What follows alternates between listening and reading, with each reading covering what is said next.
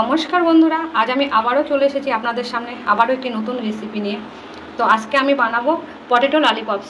তো চলুন দেখি কিভাবে বানানো যায় এই রেসিপিটি। এটি বানাতে আমার আলু লাগবে। তো দেখুন আমি এই সাইজের দুটো আলু কেটে নিয়েছি অলরেডি। তো আমি এইভাবে পাতলা পাতলা করে স্লাইস করে নিয়েছি। আমি হাতেই করেছি, বটি দিয়ে কেটেছি। আপনারা মেশিন থাকলে, গ্রেটার থাকলে আপনারা সেটা দিয়েও কাটতে পারেন। এই যে এই ধারালো অংশটা দিয়ে আপনারা কেটে নিতে পারেন। এবার এটাতে আমি নুন মাখিয়ে রেখে দেবো।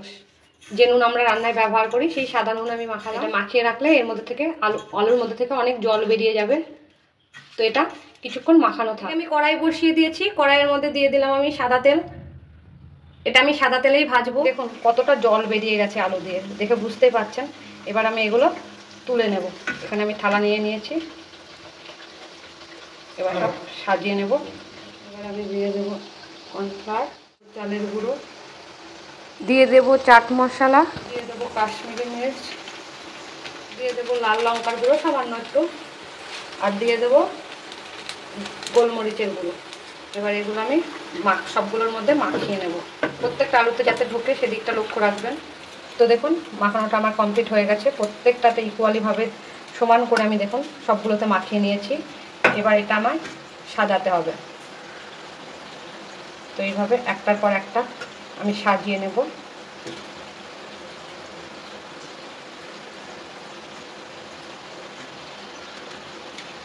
দেখুন এখানে আমি 6টা পিস নিয়ে নিয়েছি, মানে 6টা আলুর টুকরো নিয়ে নিয়েছি। এবার এটাকে আমায় রোল করতে হবে। এইভাবে সাবধানে রোল করবেন।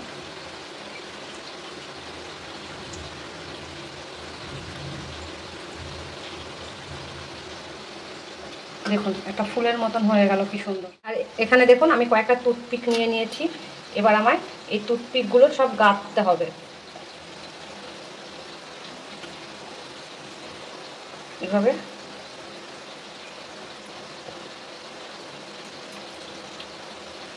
যাতে খুলে না যায়, এভাবে দেখুন পরপর করে আমি গেঁথে নেব।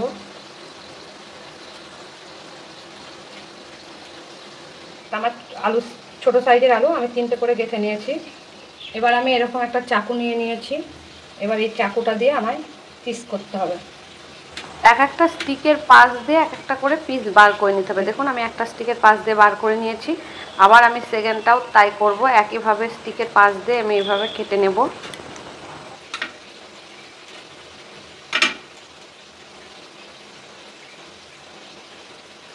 আমি জানি না বুঝতে পারছেন কিনা, দেখুন এইভাবে পিস করে নিতে হবে।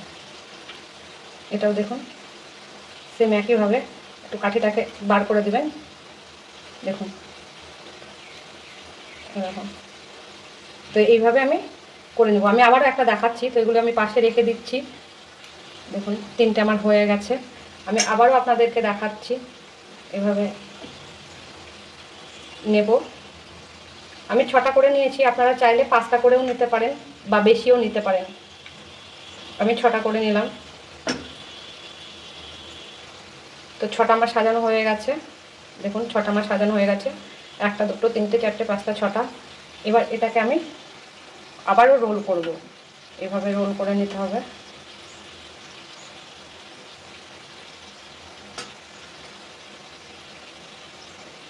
দেখুন রোলটা হয়ে গেল।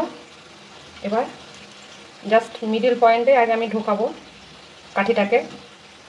দেখুন একটা ঢুকিয়ে দিলাম। এবার নেক্সট একটা পাশে ঢুকিয়ে দেবো, আর একটা এ পাশে ঢুকিয়ে দেবো। আমার আলুর সাইজগুলো বড় ছিল না, যার জন্য যদি বড় সাইজের আলু হয় তাহলে কিন্তু 4-5টা একটা আলুতেই হয়ে যায়।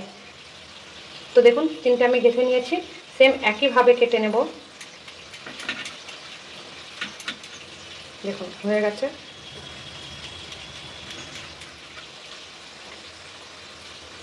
আমি এভাবে সবগুলো করে নেব। এই তেলে আমার কটা ভাজা হয়ে গেছে, দেখানো হয়নি। আমি সেকেন্ড ব্যাচটা দিয়ে দিচ্ছি। তেলটা আমার লাল হয়ে গেছে, মশলাগুলো পড়ে গেছে ধরে, এর জন্য তেলটা একটু লাল লাল হয়ে গেছে। এবার এগুলো আমি ভেজে নেব। তো দেখুন অলরেডি আমি ভেজে নিয়েছি, আপনাদের দেখানো হয়নি। এক ব্যাচ আমার ভাজা হয়ে গেছে। লাগছে ললিপপগুলো দেখতে। দেখুন এটা উল্টিয়ে দেব। বাচ্চাদের এটা লোভনীয় পদ। এগুলো আমার ভাজা হয়ে গেছে। এবার আমি একটা একটা করে তুলে নেব। দেখুন কি সুন্দর লাগছে। দেখুন তেলটা আমার ভাজতে ভাজতে লাল হয়ে গেছে, কারণ এখানে আমার কাশ্মীরি মির্চ দেওয়া ছিল। দেখুন কি সুন্দর হয়েছে পটেটো ললিপপসগুলো।